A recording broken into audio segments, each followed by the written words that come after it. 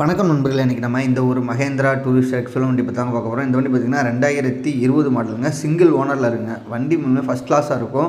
பக்காவாக வண்டியை மெயின்டைன் பண்ணியிருக்கிறாங்க. வண்டியோட டயர் கண்டிஷன் பார்த்திங்கன்னா 4 டயரில் 2 ஒரிஜினலு 100% இருக்கும், 2 ரீபில்ட்டும் அதுவும் 100% இருக்கும்னா ரீசெண்டாக தானே ரீபில்ட் பண்ணி போட்டோன்னு சொல்லியிருந்தாரு. வண்டியோட எஃப்சி 1 வருஷமும் இன்சூரன்ஸ் 1 வருஷமும் உங்களுக்கு கரண்டில் பண்ணி கொடுத்துடலாம்னா லைஃப் டேக்ஸ் வண்டின்னு சொல்லியிருக்கிறாங்க.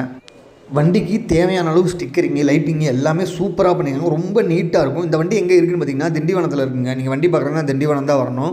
இந்த வண்டிக்கு ரிவேட்ஸ் கேமரா வந்துருங்க. இப்போ நீங்கள் பார்க்குறது தான் கண்டிஷன். வண்டி உண்மையிலே ஃபஸ்ட் கிளாஸாக இருக்கும். எந்த ஒரு ஸ்க்ராட்சு, டென்ட்டு அந்த மாதிரி எதுவுமே கிடையாது. நீங்கள் வண்டி எடுத்திங்கன்னா எந்த ஒரு இடமே பார்க்க தேவையில்லை, தாராளமாக அப்படியே ஓட்டிக்கலான்ற மாதிரி வண்டி ஓனர் சொல்லியிருந்தாங்க. உங்களுக்கு இந்த வண்டி பிடிச்சிருந்துச்சுன்னா வீடியோ கீழே டிஸ்கிரிப்ஷன்லேயும் வீடியோ கேப்ஷன்லேயும் வண்டி ஓனர் நம்பர் தரேன். ஃபஸ்ட் கமெண்ட்லேயும் வண்டி ஓனர் நம்பரை பின் பண்ணி வச்சுருக்கேன், பார்த்துக்குங்க. வண்டிக்குள்ளே அதே மாதிரி பார்த்தீங்கன்னா செட்டு எல்லாமே சரௌண்டிங் எல்லாமே சூப்பராக இருக்கும்னா டிவி ஒன்று கொடுத்துருக்கோன்னா எல்லா சீட்டுமே புஷ்பேக் சீட்டு வந்துருன்ற மாதிரி சொல்லியிருக்காங்க. ஏர் பிரேக்கு, பவர் ஸ்டேரிங் வந்துருங்க. லேட்டஸ்ட்டாக டூரிஸ்ட் தேடிக்கிட்டு இருக்க உங்கள் ஃப்ரெண்ட்ஸுக்கு இந்த வீடியோவை மறக்காமல் ஷேர் பண்ணிடுங்க. அப்படியே வீடியோ வண்டிக்கு ஒரு லைக்கும் பண்ணிடுங்க.